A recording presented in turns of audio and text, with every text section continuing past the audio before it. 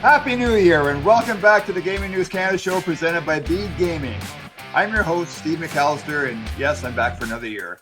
We sincerely hope the holiday season allowed every single one of our listeners and watchers the opportunity to spend time with family and friends and at least a few days to recharge your batteries following a rather busy 2025. We expect the gaming industry to continue the roller coaster ride over the next 12 months. And so because of that, we're welcoming back a longtime friend of Gaming News Canada for our first podcast of the new year. And we asked him to bring along his Magic 8-Ball and perhaps his new favorite artificial intelligence tool. So without further ado, we say hello to the former head of trading for Sports Interaction and gaming industry veteran, the one and only Phill Gray. Hey, Phill, very happy New Year to you. Bonne année de Montréal, Steve. It's very cold here right now. I've got my chat GPT turned off. No grok today. But thanks for having me, and always a pleasure to speak. So as we say, Phill, you're going to be as authentic as you always will, without minus the grok and ChatGPT. Absolutely. Hey, Phill, I want to start, and we're recording this on New Year's Eve, so I appreciate you doing this on the final day of 2025. And you and I were just before we hit the record button talking about the Canadian Hockey Canada announcement for the men's team that's going to go to Milano Cortina in February for the Winter Olympics. And just quickly, your thoughts on the roster and any surprises in terms of who was added and who was left off. And I'm sure Montreal Canadiens fans they'll be honking their horns in your neighborhood with the addition of Nick Suzuki. Absolutely, and a fantastic player. I've had the opportunity to go to a couple of Habs games this year and watch him in person. And what a great player! Boy, couldn't we field two squads, Steve? Some of the guys that were left off, absolutely. I think we don't have a definitive number one goaltender, right? But I'm happy with going with Binnington, seeing what he did at the Four Nations. I had the opportunity to see Canada-Sweden in the first game here at the Bell Center in Montreal, and boy, the hockey was just. You have to see it in person. When they talk about no space and the speed of the game. It was just absolutely something I have really, haven't witnessed in my lifetime at that level. So I'm expecting the Olympics are going to be the exact same. And going up against the States, boy, but what a squad we have.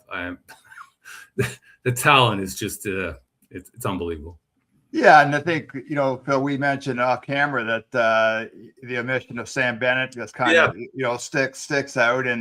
And I really thought that Jeff Chikrin would be added to the blue line for this team. But when you look at the roster, I mean, it's really, we're nitpicking, and you and I could sit over a bottle of good red wine and talk about the omissions and the additions. But like you say, this is a very powerful team, and I couldn't agree more. I think the one question is can Jordan Binnington step up and deliver the kind of goaltending he did at the Four Nations Cup last year? And if he doesn't, is Logan Thompson the guy to do that? And Logan Thompson's having another really good season in Washington. I think, I personally, I think you have to give Binnington the net from the start and see where he goes. He's certainly completed his transition to much more of a poised goaltender. Certainly hasn't had the kind of season in the NHL that they were looking for, but he has the experience, and I think he's got that kind of determination and attitude that we like as Canadians. That's why I feel leaving Sam Bennett off the roster, watching him in the Four Nations, he was just a thorn in the side. I mean, wasn't he? I mean, boy, you couldn't get a more atypical Canadian player, but again, as you say, you can't argue with the roster. We could field a B team that would probably medal. So. Yeah, and I think probably Tom Wilson's a pretty good guy to fill that Sam Bennett type role, Phill. Same type role, yeah, same type role. Yeah, and just a bit sentimental. Really happy to see guys like Connor McDavid and especially Sidney Crosby get a chance to play in Olympic games. I think that's been one unfortunate thing with the bun fight between the NHL and the NHLPA over the past. I guess the better part of 20 years now is that we haven't seen nearly enough international hockey, and we haven't had a chance to watch guys like Crosby and McDavid on the world stage. Yeah, unfortunate, but I mean, what a coach's job to roll out those four lines and who are you going to put together? And from a gaming perspective, we're looking at what's coming up with the Winter Olympics. I think you're going to see an expansiveness in betting markets that you haven't seen before in some of these international competitions, especially in the disciplines that are individual disciplines, where there's a lot of heat times, there qualifying times that they get moved around, and the consensus line on a lot of them was kind of shaky. I think this year you're going to see a very, very solid and conducive betting opportunity, gaming opportunity for clients to get in on that you haven't seen before in these type of events. Generally, you wouldn't see in the Winter Olympics, that much of a huge spike in revenue. I think you're going to see a bit of a spike in revenue this year just because of the kind of events that are going to be offered and the times of days that they're going to be offered. So it'll be very interesting to see. Can't wait for it. It's especially the hockey, but can't wait for it.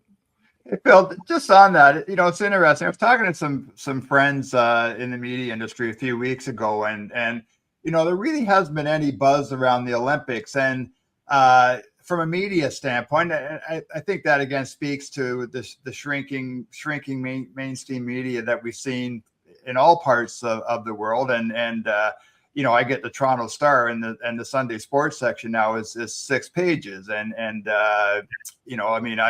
I always go back to my time as sports editor of the Globe and Mail back in the early 2000s, and having a staff of 30 people. And the Globe and Mail today, I think, is three full-time people there. And I just wonder, in terms from putting on your trader's hat, like how do traders prepare for these games? And I tend to agree with you. I think there is an opportunity for more markets, but what kind of access to information do traders have in setting those lines and figuring out what they're going to provide action on? Well, firstly, I used to deliver the Toronto Star, Stephen, and if you remember, the sports section was the first one you pulled out. They would have full color pictures on the first, second, and even third page, and those were pictures that you used to cut out and paste on your wall as a kid. But yeah, going to the Olympics and what's going to be available now from a gaming perspective and a wagering perspective, certainly, as I said, with the advancement of technology and the feed providers and the scrutiny that's available from numerous teams around the world, scouts as well, that we didn't have, even going back a decade to the Olympics, that you couldn't offer a lot of the upcoming heats and qualifications into some of the individual events because it wasn't stable. Now I think it certainly will be, and AI, certainly we're going to talk about that, has come into a lot of that, but just the algorithmic capability and all I go back to again the just the multitude of feed providers, the amount of personnel that they have in those, and the access to information and technology that we didn't have a decade ago. You'll see a full slate like you would now on any major event on a daily basis. You'll see those available now for the Winter Olympics. Will that translate into more betting revenue? Interesting. I don't think it's not an acquisition period where you're going to have that many people coming in that haven't gamed before, that are going to sign up at sites and drive your revenue, which you certainly will see. And we'll talk about that, the World Cup coming up in North America in the summer. But I think as we get closer and the sites capitalize on the technology that they have, you'll be able to bet on pretty much anything at the Winter Olympics this year, whereas in years past you couldn't. And so Phill, you don't think that the fact that the NFL playoffs and the Super Bowl are happening right around the same time as the Olympics, so that'll interfere with sportsbooks being certainly it does. Certainly it does. Absolutely. And it's funny, I was just seeing a commentary on the Tiger Woods Indoor Golf League. They launched on Sunday, on an NFL Sunday. And like, what are you thinking? Why would you launch on that day? But the Winter Olympics, of course, their dates are set. But it'll be competing for sure. And NFL still rules. Absolutely, not even close. Hey Phill, I wanted this podcast to be more of a look ahead, but I do, because we haven't had you on for a while. I do want to look back quickly at 2025, and I think from an industry perspective, just talking to various people across the gaming business, it was a crazy year, especially south of the border with, seemed like sweepstakes casinos back in the summer, and that almost this, like, every year there's this the lobbying and advocacy goes on to get more legal iGaming states in the U.S. And that's almost taken a back seat now, because this whole prediction market issue just, was like a bonfire set ablaze in the fall. But it's, you're someone who's been around the gaming industry an awful long time. I mean, how would you compare 2025 to other years you've seen here? It's just, for lack of a better cliche, what a roller coaster it's been, since last 9 years, 2017, 2018, and the advancement of regulation and legalization here in North America. To go to your point about iGaming, Boyd, it still takes a back seat in the headlines. And it's the revenue driver for the entire industry. For every dollar that you take in the sports book, you take $4 in the casino. We like to call it casino, us old guys, us old guys, but they call it iGaming. So a lot of that gets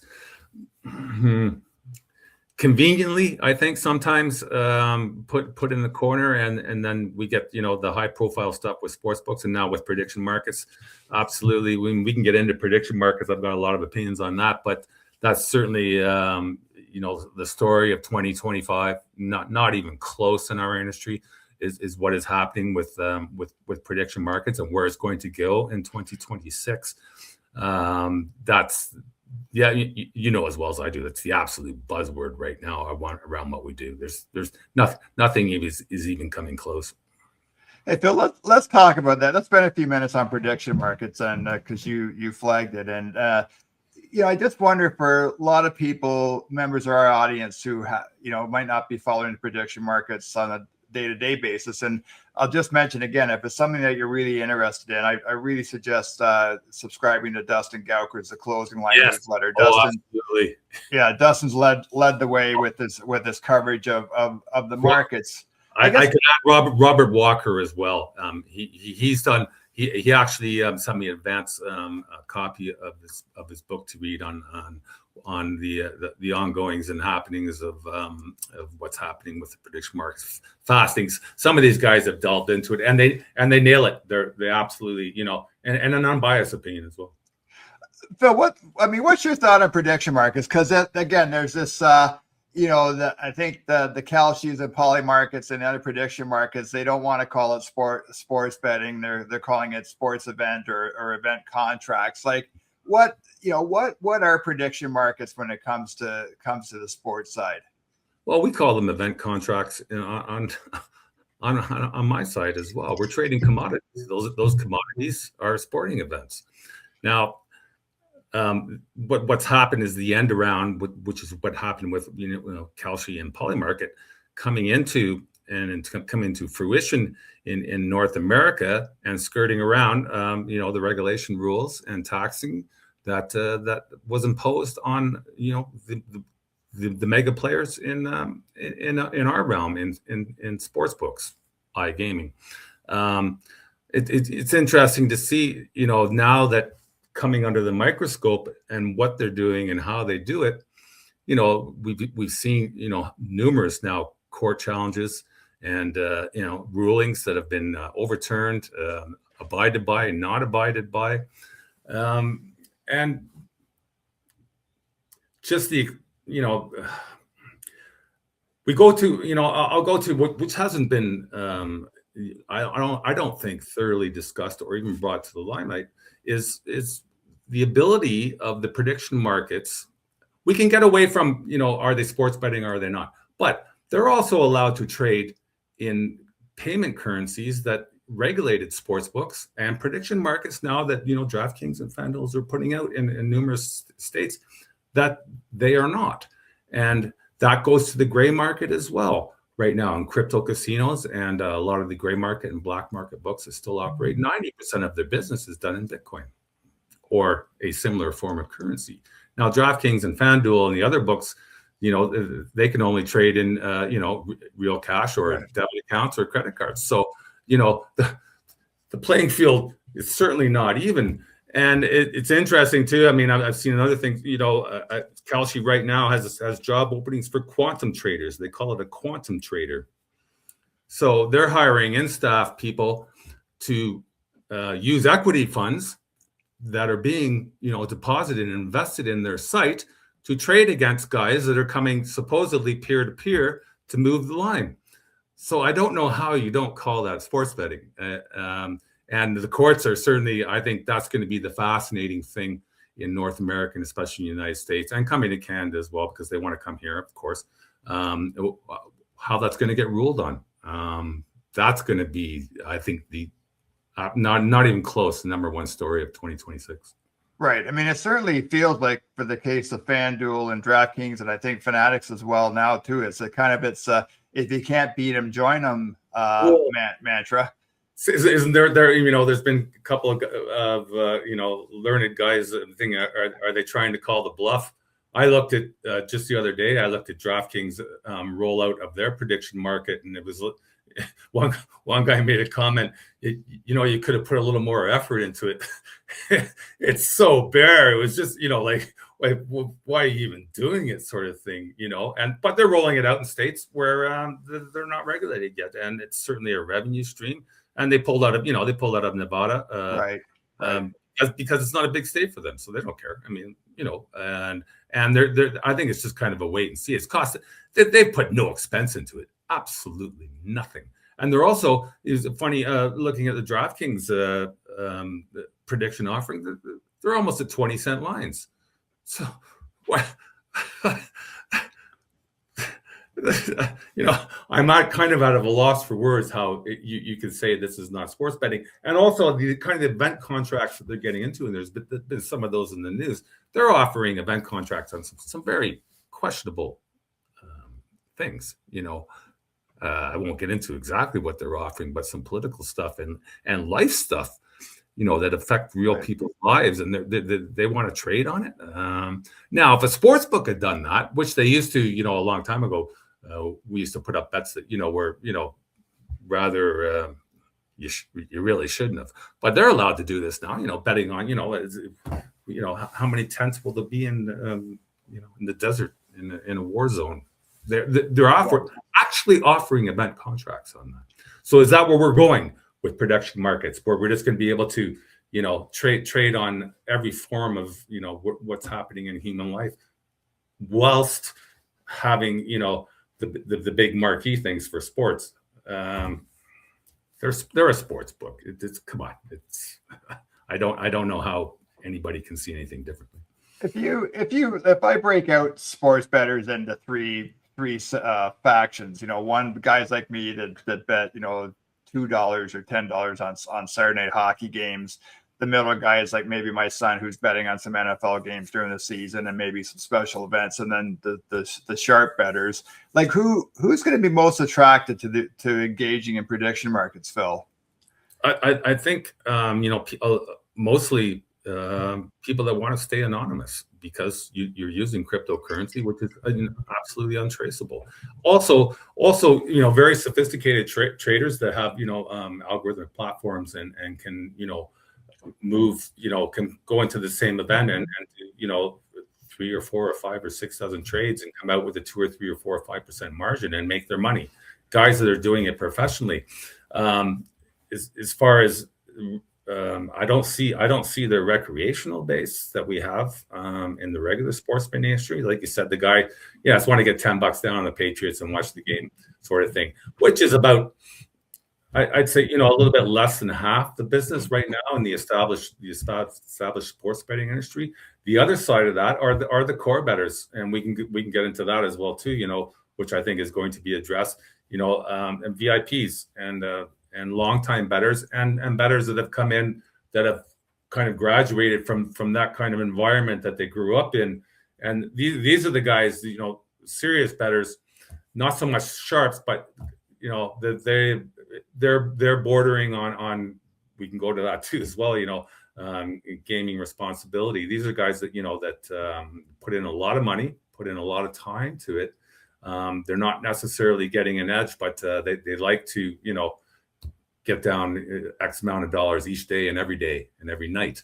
And they like that familiarity of being with a book for a long time. That's what drives the industry right now is that VIP base that, they like the familiarity of being with the book. They like that customer service. They know they can get in there and get their money down and win or lose. And if they lose, they get, rewarded through loyalty programs, which is another thing that's going to be addressed here in North America as it has been in the United Kingdom. Can you see, Phill, there being lobbying going on in Ontario? We're still 48 operators in Ontario. Like there's lobbying with the Alcohol and Gaming Commission Ontario and iGaming Ontario right now from operators who want to do something similar and integrate prediction markets into their business. Oh, sure. That's going to be unfolding, I think, in the next year. But I go to, what I've seen DraftKings do with rolling out theirs. It's just really, it's kind of a mirror of what's already going on. They're only offering, sides totals on certain sports, and it's very bare. They're not getting into. They are offering, which is strictly against Ontario regulation. They are offering economic markets, though, which you cannot do in Ontario right now, as far as the iGaming rules go. That I signed up for and went through the scrutiny process and the rules and that. So, they're offering, trading on stock markets and stuff like that, and lotteries that you cannot do in Ontario right now as a regulated book. So what are you going to do? Just roll out, size and totals for the four major sports and have them as prediction markets? But then you're using your equity in the sports book to trade against it anyway. So I don't see the advantage of it. But certain. Yeah, and the core challenge right now that 3 of the provinces are putting against Ontario that they're going to offer peer-to-peer and fantasy, but as I understand, 3 of the provinces right now are challenging that. Yes. So again, this is the amount of legislative involvement and interdiction into everything that's happening in the gaming industry is only going to exponentially increase in the next year. They're going to go after limits as well. They're going to go after, as we saw in the UK, taxes are going to go up. I said this a year ago, and it's happening. Right. And because once something comes to the forefront, especially in the kind of industry that we're in, which could be considered a vice, I guess. All of a sudden, when you get constituents in your riding or your province or your state complaining to an elected member of government, they take it on as a political means, and they get involved, and that opens up an extremely big can of worms. Is your iGaming platform truly driving your growth? Beat Gaming will partner with you to deliver an open API platform, powerful integrations, and unlimited configurability so you can customize, scale, and grow faster. Stay ahead of player trends and outpace your competition. Meet Beat this month at Ice Barcelona to find out more. If you talk to people in the industry, there are some people, and some of them I've talked to have been around as long as you have been, that prediction markets are just another, it's like opening a restaurant and offering steak, and then all of a sudden you start offering seafood, and then people want a salad bar, so you add a salad bar. And those people will tell you that prediction markets are just another product to offer, and that people who like to gamble, whether they're buying lottery tickets at the convenience store or playing online casino games or poker, prediction markets is just another product. Well, they've done the end around. I mean, let's not mince any words about it. They've done an end around. As far as I'm concerned, they're operating illegally. And I go to, again, that no one's talking about, the advantage they have is in payments, either in depositing or withdrawing. You can use crypto, you can use Bitcoin or any form of currency. You cannot do that with a regulated sports book in North America anywhere. They can. And, just as society has gone, you've seen a younger generation that, that are familiar with that and have hopped on it. And also, professional traders that use that again as a form of anonymity. And you can also, they don't operate. None of the prediction markets operate under the strict, guidelines of KYC, know your client, anti-money laundering. So what's going through there, and they're operating completely unchecked. And that again, I go back to that. There was, I think it was Kalshi. Somebody posted on LinkedIn that they're looking for quantum traders, guys that are going to go in and trade against supposedly, right. The peer-to-peer with equity funds. Am I missing something here? Is that this hasn't? It will be addressed in 2026 at how it's going to turn out. Do not know, but it's certainly going to be addressed by different forms of government, especially in the United States. They're losing out on a lot of tax dollars, a lot. Because we have listeners in the U.S., Phil, would you have advice for anybody that's thinking about dipping their toe into prediction markets as a different thing to play? Go if you know what you're doing. I mean, I don't think it's. I think you're much more comfortable with one of the bigger books. If you're going to go in, and a couple $100 a week and do this and do that, just for the fun, I would stick with, again, the familiarity of especially the customer service that you're going to get, and probably some of the loyalty and bonus points and stuff like that. If you're going to go into Kalshi and trade on markets, you're doing it for a reason, because you're going to make multiple trades on an event. You're not going to go in and just, make one trade. You're going to go in and absolutely, go to margins and find margins that you can crawl out of there with your 2, 3, 4, 5% margin after spending one heck of a lot of dollars. You're not going to do it with $5. And what would you say, again, I think something that you and I have talked about since the early days that we started this podcast is, again, having a budget and spending your money like you would on, going to a movie or going to a concert or buying tickets to a Montreal Canadiens game. Where I would say, I would suggest that you would like people to use the same philosophy, and they shouldn't look at prediction markets as a place to spend additional money, but it's just another way. It's just another product, and you allocate your money accordingly. Certainly, yeah. I mean, again, if you go into prediction markets, you're operating on a higher level trading basis. In that, again, you're not going to just go in and I'm not going to go to Kalshi and bet the Patriots to win this weekend. I mean, for $5, why would you? I mean, right? But if you're going to go in with $500, and watch the line move and watch the money line move and stuff like that, and get off on certain positions in that, and roll your money and cut and try and work your way into a guaranteed profit, which still very tough to do. Certain markets you can, certain markets you can't. But my advice to everybody is always, don't bet what you can't afford to lose. Really. And even then this goes to where I'm saying, Steve, but I think what's going to come to North America is, our limits here right now, even in most major books, are just absolutely absurd what they will take online. You can take 6-figure bets online.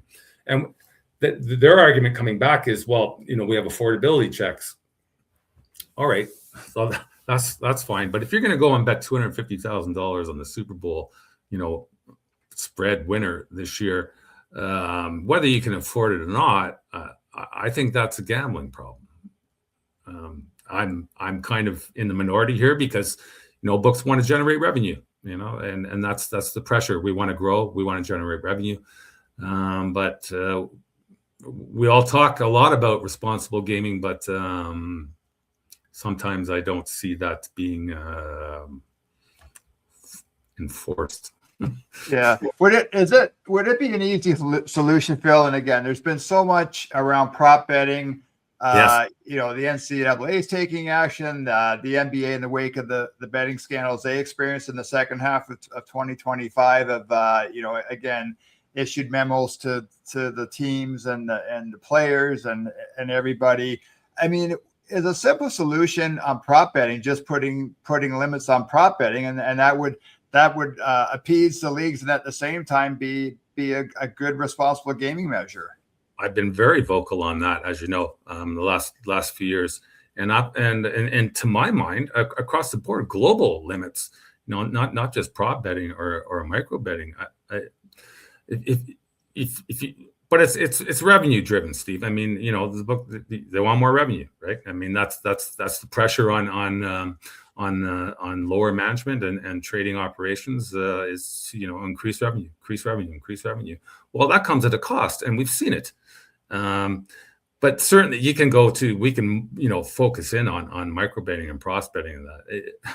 You want to solve that problem, and I did it. I mean, we weren't in kind of the higher realms now in terms of revenue, but I would never have taken more than $50 or $100 on the wide array of player props now, because they're just too volatile, And if you got somebody coming in that wants to put down $3,000 or $4,000 on next scoring play, next will it be a rush or a pass or a kick? Then that's somebody who's either, one, he's got a gambling problem, or two, he sees an edge in the market, and that edge in the market could be influenced by, as we've seen sometimes, with what's happening with some of the players. And they're allowed to get down multiple times. A lot of books will let you have a rebet. So, next pitch is going to be a strike. It's only up for 15 seconds, but they're letting guys get down. He can punch in $2,000. 1 second later, if the line moves a cent, another $2,000. 1 second line, so all of a sudden the guy's got down $6,000 on. Will next pitch be a strike?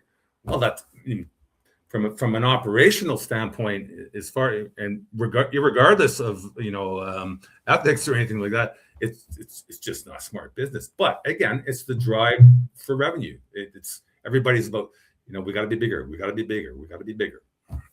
And Phill, just because we tend not to talk about a lot on the podcast, I just wonder, are there the same red flags around online casino, given, as you mentioned earlier, and as we've seen in Ontario, I mean, 85% of revenue by Ontario's operators is driven by iGaming. Well, I'll be quite honest, Steve, there's absolutely no oversight in casino or iGaming. It's go.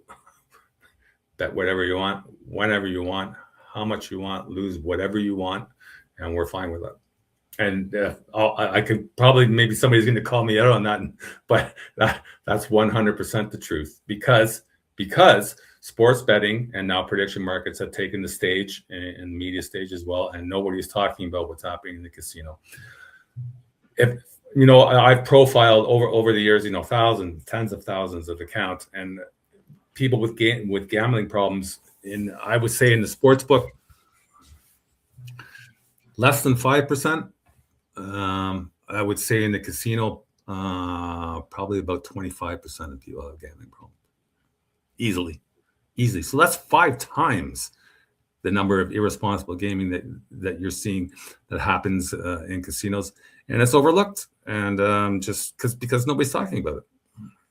Yeah, I want to get your thoughts on Alberta, which we expect the expanded market, legal market, will open sometime in 2026. Are there 2 or 3 pieces of advice you would give Dale Nally and the people responsible for creating that regime, that the things that they can get right, or things that they can do better than what you've seen in other regulated markets? I think Ontario's done a great job. Certainly, as I say it before, I went through the audit process, which was very lengthy. It was about 8 or 9 months, and very extensive to match up to, the stack was like this for every department to go through and come up to speed. I don't know that I would have, Ontario's worked pretty good, right? I mean, there's been few blips and blunders, but certainly a great tax boom for them. What could you say? I would think that, choose my words carefully here. I mean, everybody does talk about, in Ontario, they talk about a centralized self-exclusion, that's something that should have happened when the market launched. And there seems to be, the Alberta government has suggested that is going to be top of mind as well, in addition to restrictions on advertising. Yeah. Well, we're going to see that absolutely with advertising. It hasn't that gone, full circle right now from where we first came out.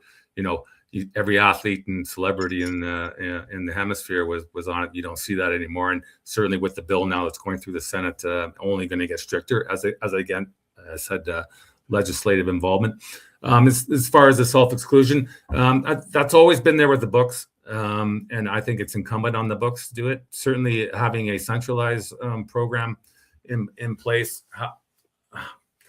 It goes. There's a lot of nuts and screws there. How's it going to be enforced, and how contingent and strict it is. One thing I saw that I didn't really like was if someone says they want to exclude themselves and go to there, then any existing wagers that they have would automatically be refunded to them. I see a huge problem there, because then you're going to have a guy who says, well, I pulled myself out, but I had $50 on, the Jays to win the World Series at 1,000 to 1. I should have won $50,000. And he's going to come back and say, hey, you owe me that 50 grand. My bet was good. It doesn't matter that you give me my money back. And that exactly will happen, because I've seen it happen many times with excluded clients that we had at our site. Give them their money back and say, well, no, but hey, I won my bet. So you're getting into a very, very murky area there. But again, that's kind of beyond my expertise. But it's good to see, for sure. Again, I go to sports betting. I don't feel it's that much of an issue. iGaming, it certainly is. Right. Hey, Phill, just, someone who spent more than 20 years at Sports Interaction and leading their trading team, is there one, I think you've been away from Sports Interaction for almost 2 years now. Like, is there one thing that's really changed dramatically, or if you were still in that role, is there something, and maybe it's AI, but is there something that's changed an awful lot since your exit from SIA? Yeah, certainly human interaction, for sure. And an intuitive and opinionated bookmakers, like I was myself, that would move off the consensus line. Everybody now, and I've been to a couple of the trade shows recently, everything that you see as far as trading tools, it's feed providers, and most of them come from Europe or from Asia, and they will run your entire sports book for you. And you just kind of have the sort of a caretaker staff that make sure the I's are crossed and the T's are dotted, sort of thing. And whereas back, making me sound old, Steve. I know. Well, we're both old, Phill. It was yeah. It was more of a bookmaking craft expertise job market. Now it's more about accounting and just drive the revenue and try and keep the margin with everybody else, and don't differentiate yourself. Hey, I want to to get into sports betting a little bit more, and we got an email from our friend Greg McIsaac, who does some PR work for DraftKings earlier last week, and just some highlights from 2025. DraftKings NFL games dominated event betting. Those were the 10 most bet events in Ontario last year. Connor McDavid was the most bet NHL player, which I don't think is surprising. The Maple Leafs were the most bet hockey team overall. That doesn't really surprise me. And obviously, what the Blue Jays did. Is there anything that stuck out with you with betting last year? And I'm thinking, it's funny. I think Phill, and you correct me if I'm wrong, but it felt like in the early weeks of the NFL season, it was the customers were taking the sports book to the cleaners, and I think the script flipped a little bit as the season went on. And then I'm also thinking, obviously, people betting on the Blue Jays would have done quite well for a big chunk of the fall. But I wonder how much money was lost on the Blue Jays in Game 7 of that incredible World Series against the LA Dodgers. I'm still not over the Blue Jays loss. I was so invested in that. I haven't watched so much baseball, even being a huge sports fan and a former baseball player myself in my youth. I lived and died with the Jays every night. And I did a couple articles of that with Marquise from casino.org. Right. about what if I wouldn't have wanted to be sitting in the trader's chair on that Game 7. It would have been. I talked to a couple of operators in Ontario. Obviously, it's different south of the border. What would have been their single biggest event loss, the overall liability on the Jays for the season. People it didn't matter the price. Everybody was just so in on them and just hammering them every night. And I'm still. I find it hard to talk about that Game 7, Steve. But NFL, you nailed it. First part of the season, it was the highest rate of cover for favorites, both in against the spread cover and straight up win. Straight up win was hovering around 75% into week 6, week 7, and against the spread was around 55%. Those were both abnormally high. The first time in I think I was looking at one of the 2014 straight up wins were at 75% for favorites. And haven't we seen that flip around now? That's down to about 65%. And right now, against the spread in the NFL, the underdogs are coming in at 51%. So that's a massive shift. And yes, I know from a number of operators, the first part of the season getting handed to them, but now record double-digit hold in percentage in the NFL, especially with against the spread. Again, dogs, some of the what we call bad beats and backdoor covers and that. It's just been absolutely one of the NFL seasons I can't remember in memory how just the turns in games and it's just been absolutely incredible. Yeah. I a great quote from JJ Watt. I saw him on the McAfee show. He said, "This has been the year of the game of the year," and you get the game of the year 3 times a week now in the NFL. Absolutely unreal. Well, you even watch at the Monday night game last week with the Rams and Falcons, and you just you assume that the Rams are going to run away with that game. And I turn on the TV after watching a couple of hockey games or something when I get home. And, I see a 24 game, tie game. It's insane. They had the San Francisco game Sunday night. Usually I fall asleep. I usually fall asleep in the second half on the Sunday night games, right? Stayed up for that game. But the Rams win, the Falcons win on Monday was just a capper to a massive weekend for sportsbooks. I'm sure they held at least 20% over the weekend with the number of other games that went their way. Just huge. But I don't know that I've seen this kind of flip.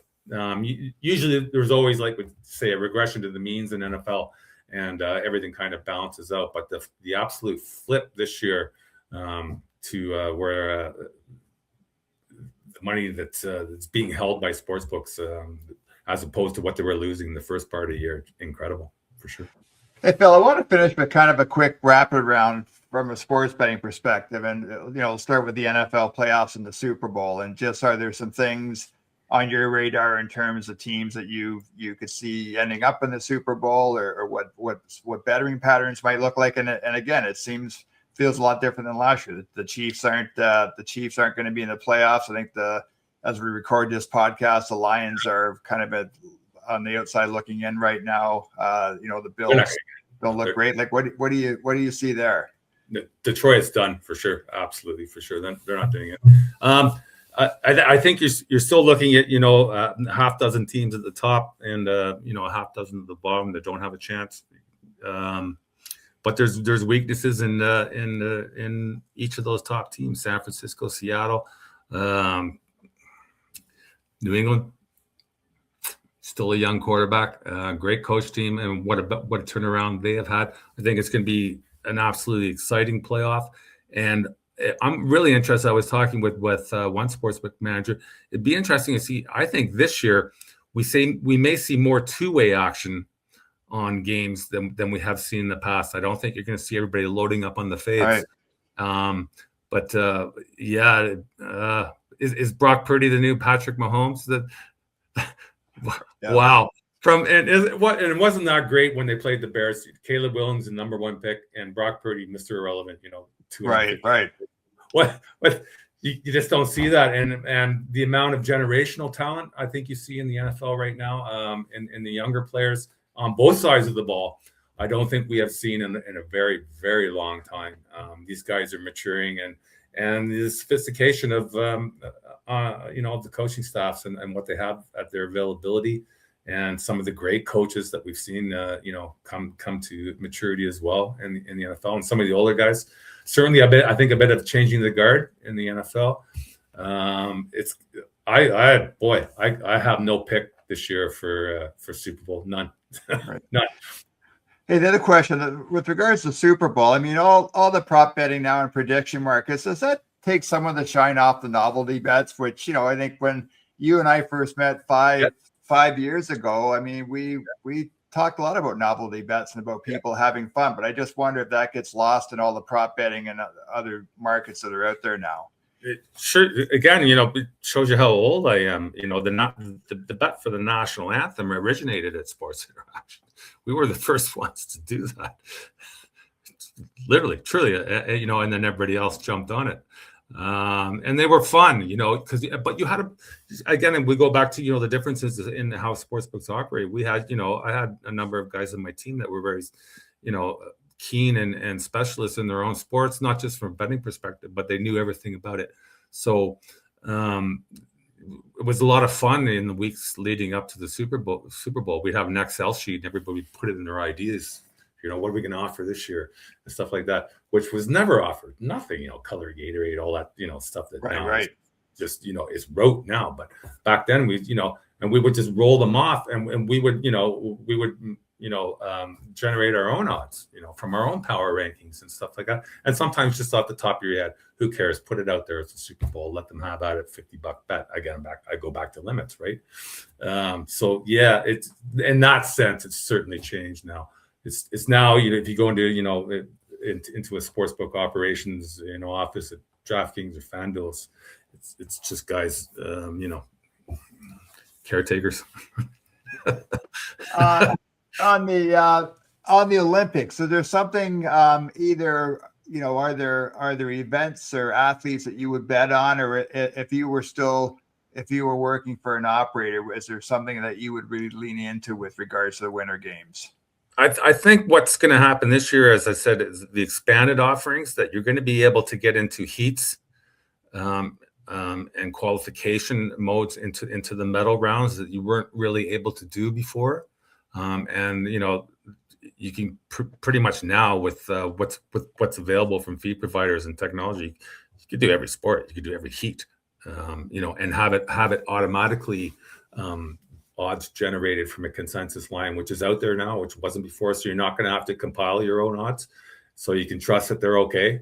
And again, that goes to limits, though. Set low limits, and also the timing of those events, because they can switch, right?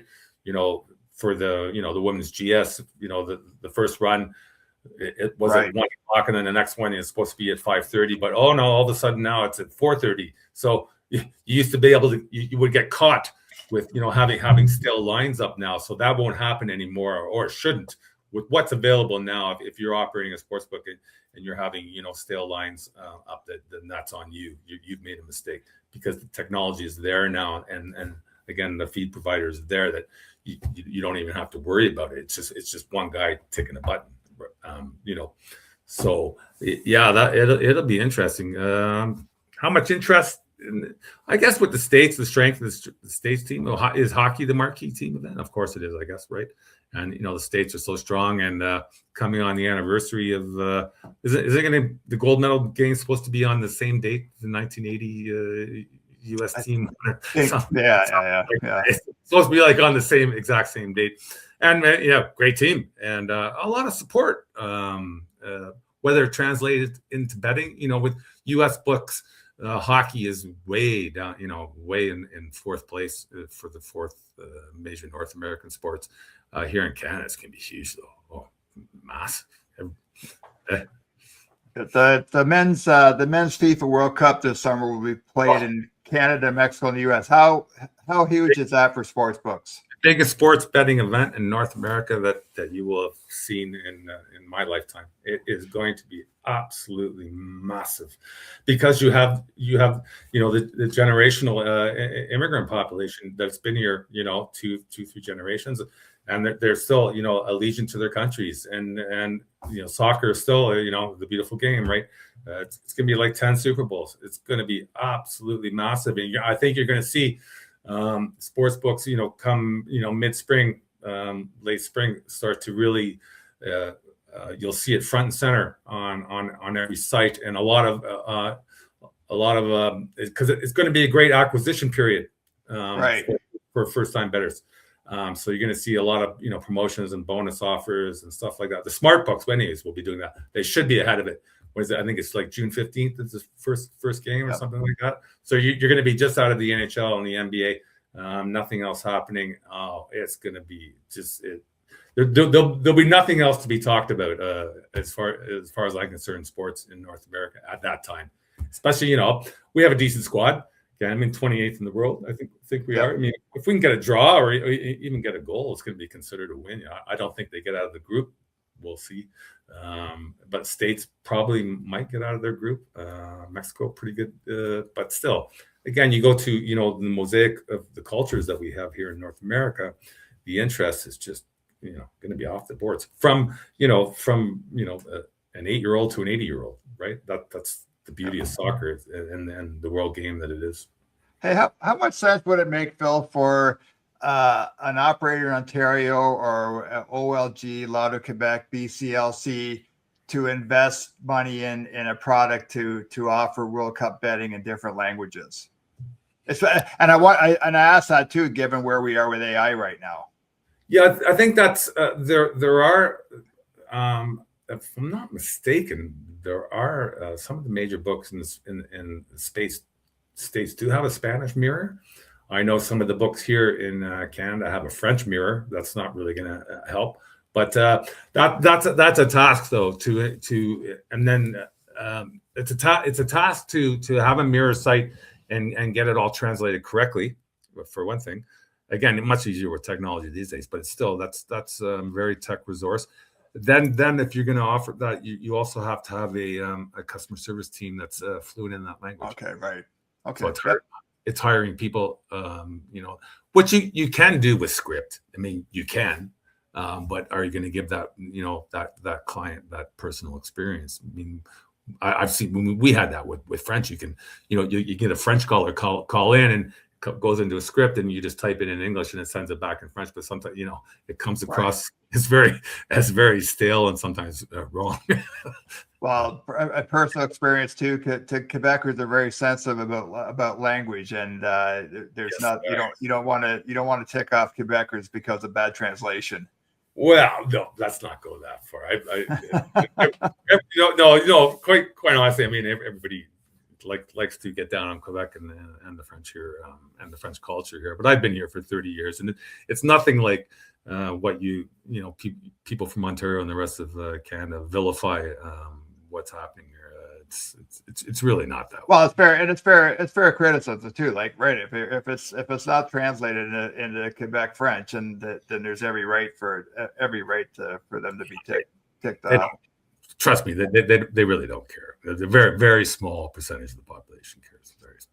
And the last one, Phill, because I think I've asked you this since the first time you and I spoke, is women's sports, and we are in a different place than when you and I first met. I think in 2021, 2022. I mean, we've got there's going to be a WNBA team launching in Toronto in the spring. With the PWHL has been way through its second season. The Northern Super League will have its sophomore season in 2026. Are you a little bit more bullish on women's sports with sports bettors now than maybe you were 4 years ago, 5 years ago? Yes, well, certainly. I mean, we've seen growth, absolutely, and again, it goes to revenue. Everybody wants to see revenue-driven sports, and I mean, the WNBA has absolutely been the pinnacle of driving that and recognition, given what they had with it, with the true superstar, and then all the controversy that went around it. It brought the media attention. Yeah, I mean, I watched some PWHL games. It's great. I mean, they're getting great crowds. They're doing well. I mean, and they did the WNBA exhibition game in Toronto? They sold out, did they not? I mean, yes, yeah. And I would imagine they would with a decent team. Well, I mean, from the start, I think they're going to sell out. I mean, if they get, if they can get to draft another Caden Clark or something, it's gonna go huge. But as far as wagering options, it's still, I mean, it's you can offer it now. I mean, given that there's some solid power rankings that you can use to come up with solid lines, that they're not going to flip 6-7 points all the time because everybody's way off on their predictions and projections. So it's there. Certainly being wagered on. Oh, absolutely. WNBA is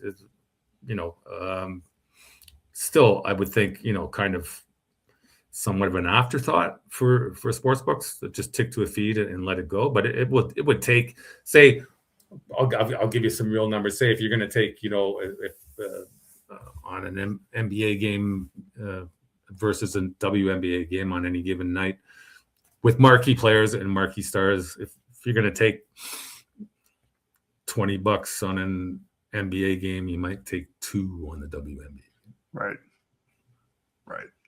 Last question. I mean, you're someone who who has a deep connection with this industry, and there's so much noise out there around problem gambling among youth. Is there a lack of commitment to responsible gambling? Just like your thoughts, like how our sports betting or sports books and iGaming operators, are they doing enough? Is there an issue? Is there a problem with the way the media covers this industry? Like, just as we sit here today, we're going to be celebrating 4 years of the open market in Ontario in April. Just where are we right now with regulated gaming? What kind of, what are red flags for you, and what are things that you believe the industry's done really, really well? You had to ask me that, didn't you, Steve? Well, it is a new year, Phil. Well, this is nothing new, and we've talked about it before. Look, I mean, the lottery corporations, both in the United States and Canada, go back how many years? 50, 60, 70 years? Right now, I could have gone into, my local corner store 40 years ago and bought a $6.49 ticket, or bought 56.49 tickets, or bought 1,649 tickets. Was anybody ask me for ID? Was anybody going to ask me if I had a gambling problem? No. Right. Could I go to the LCBO today and buy 26ers of Canadian Club? Is anybody going to ask me if I'm an alcoholic? No. So there is a media perspective, as you said, that's been attached to our business that is easy to jump on. Is it not? Right? Gambling's out there. Gambling's wrong. You shouldn't be gambling. You're going to get hair in the back of your hands if you play lucky sevens with somebody for quarters, right? Stuff like that. It goes back. There's a stigma and a long time circle around what we do. It's a revenue-driven business like anything else, and there are cracks and faults in that quest for larger revenues that some people that utilize it will fall by the wayside. Absolutely, for sure. It is incumbent on, I think, responsible management and ownership to address that. I think which has happened more so than what I've ever seen in the industry as far as the recognition of responsible gaming and recognition of problem gambling. What I don't think has been addressed yet, because sports betting is, as we like to say, the beacon of gambling, and is the focal point is in iGaming and casino, as I like to call it. That's where the real problem lies, because it's just rote. It's just go. And you see, people that will sit there for 12, 24, 36, 48 hours, which I have seen, transaction after transaction after transaction. and they're allowed to do that. Is there a perfect solution? Answer: I don't know. Nobody forces you to do anything in this life. Everybody makes their own choices, and if you choose to do that, is it business's obligation to say don't? That's a larger question. Yeah, or is it what responsibility lies with the regulators, what responsibility lies with governments? It's not an easy answer. It rests with the individual as well. I mean, that too, right? But I go back to that. I like to point to that. Go to the LCBO or the cannabis dispensers now that are government regulated and taxed. Somebody can go now and which was sent you to prison 10 years ago or 15 years ago. You can go what we call the SQDC here, and go buy a pound of weed if you want.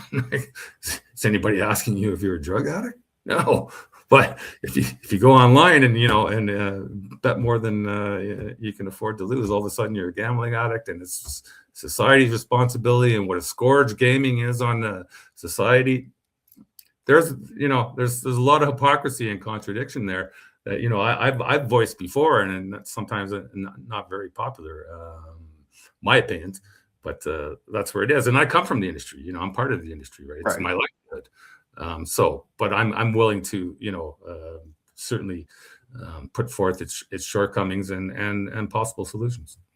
Yeah, and I think again in the case of youth gambling, I hear way too many examples of parents giving their credit cards to children to sign up for sportsbook accounts and gamble. And I think it's heartening to see the Responsible Gambling Council leaning into its youth education programs. We had it in the newsletter before Christmas. Yep. We'll get Sarah McCarthy back on the podcast at some point early in the new year, where that they're now targeting, I think, grade 9 to 11 student athletes in Ontario high schools to talk about gambling. I mean, those programs are really important. And again, I think it's incumbent on parents just like to talk about the dangers of drinking and driving and using drugs, that there is a responsibility to parents to educate their children on gambling. And that goes to, again, what you asked me, what more the industry can do. I think much stricter outside of it is in the regulated markets now, as far as your client and proof of identity and proof of funds and stuff like that. But I had a parent come to me from my golf club last year who was quite indignant because I found out I was in the industry. Her child had teamed up with another friend who was a year older than him. He was 18 and he was 17, and was able to sign up in a book that's operating here, very well-known and major book that was operating here in Quebec, that is regulated in Ontario. And here they are operating in Quebec when they're not supposed to be, as far as Quebec regulations. And that child was able to go in with somebody else's credit card and lose a substantial amount of money, and they just kept letting them lose. So there are, again, those fringe elements of, so the big books can say sometimes that they're doing all this, but then a lot of times they're not, right? And so that's a huge issue to me is, but again, it goes back to, like I say, and I repeat myself, just driving revenue sometimes, and there's a lot of cracks there sometimes they need to fill. That is Phill Gray, FOGNC, aka friend. Off my soapbox, Steve. Yeah, friend of gamer. No, Phill. Hey, listen, Phill. This was a great conversation.